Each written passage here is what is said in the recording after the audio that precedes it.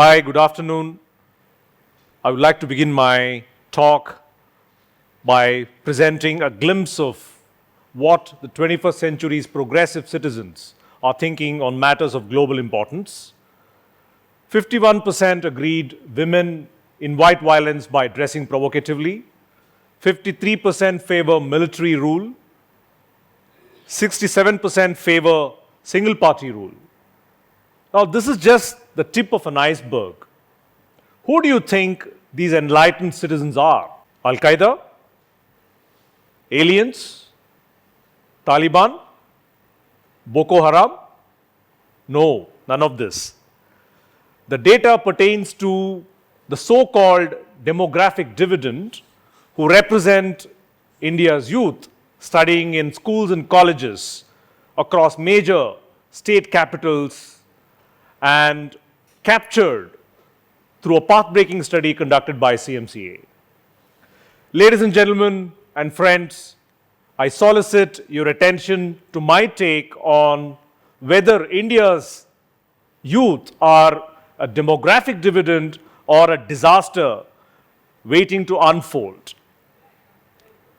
Now, what is demographic dividend? Demographic dividend simply means that the youth constitute the largest proportion of a country's working population.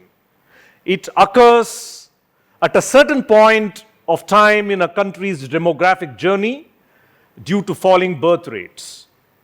And that moment has indeed arrived in India, which is about to witness a demographic revolution of sorts, as the figures point out. By 2020, youth will constitute about 28.5% of India's total population, amounting to 375 million. And also by 2020, the average age of an Indian will be 29 years. A lot of political leaders, business leaders are rushing to harness and capture this so-called youth bulge in the Indian population for greater economic development. But we must realize that economic development does not translate automatically into human development, just and sustainable human development. There are many missing links here. As you can see from the statistics, in 2014, India was ranked 7th in terms of GDP, which is a measure of economic development.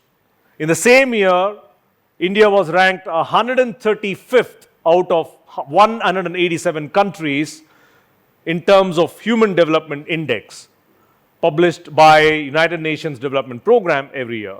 So you can see that there is a huge disparity between economic development and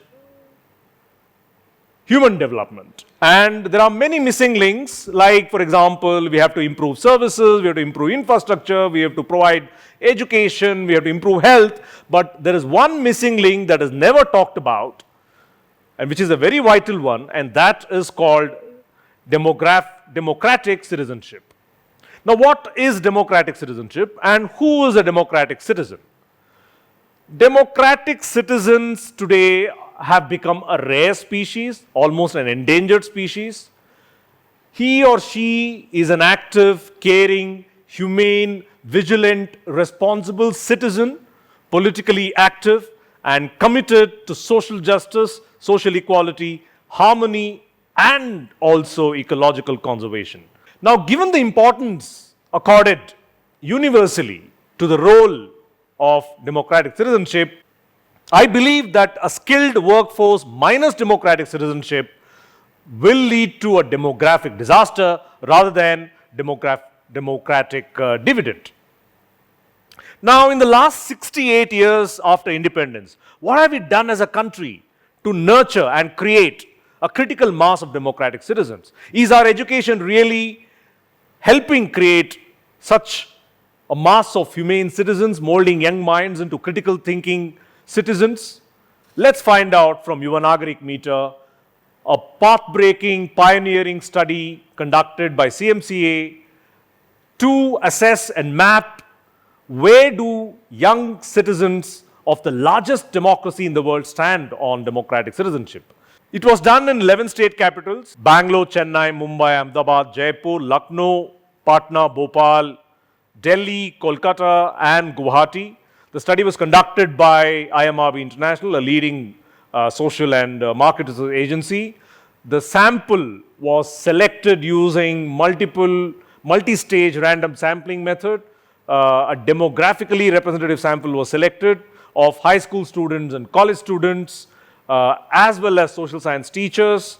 The study used both multiple choice and scale type questions to assess students' awareness of rights and responsibilities, their attitude towards democratic governance, adherence to civic rules, environment conservation, gender equality, diversity, and social justice.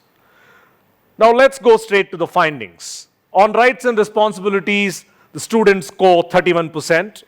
That is, on a scale of 100, the marks obtained by college youth across India is 31. And let's take a sample. Only 37% of college youth understood correctly the meaning of the fundamental right to equality. Let's go to the next domain, democratic governance. The score on knowledge and comprehension of democratic governance institutions is 19%.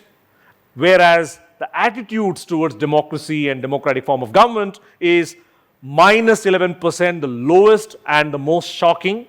Let's take a sample of responses. 75% did not know that the legislature is responsible for enacting laws, and we already know that 53% favor military rule, and what we didn't know is that 66% favor dictatorship. Let's go to the next domain, adherence to civic rules. India is witness to rampant and routine violation of rules and laws of different kinds, and our youth are not falling behind. Their score is only 10%, and here is a sample. 44% agreed that it's all right to violate rules because one can get away by paying bribes to officials. Environmental conservation is the only bright spot in this entire study. The score is 45%. It also shows that the heightened emphasis on environmental protection across India through various agencies is kind of having an effect. Like 72% feel it's important that everyone must collect and use rainwater for protecting water resources. Gender equality, the hottest topic discussed today in Indian society, in the Indian media. The score is 8%. It signals that gender discrimination is rampant, is widespread and deep-rooted. Here is a sample. 54% agreed that the main role of women is to take care of the household and bring up the children, whereas 44% agreed that women have no choice but to accept a certain degree of violence. Now, what's even more shocking is that these percentages have equal number of girls also saying the same thing. It shows that even the educated girls are just internalizing the stereotypes and accepting their status, given status in society. So education is really not making them anything more critical.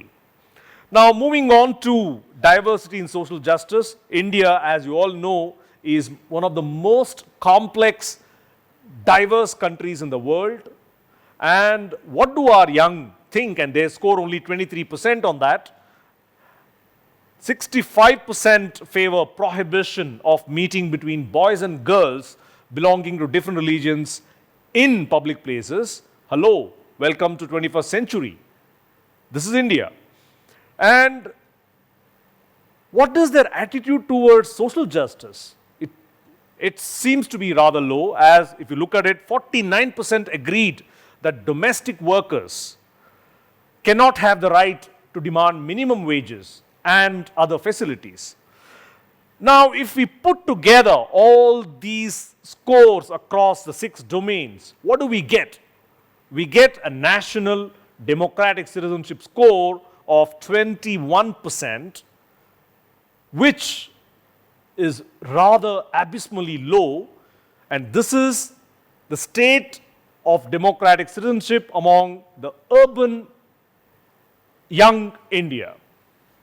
Now, if this is the story of educated youth, I shudder to think what and how the millions of youth who are out of college, who drop out of education after secondary schooling.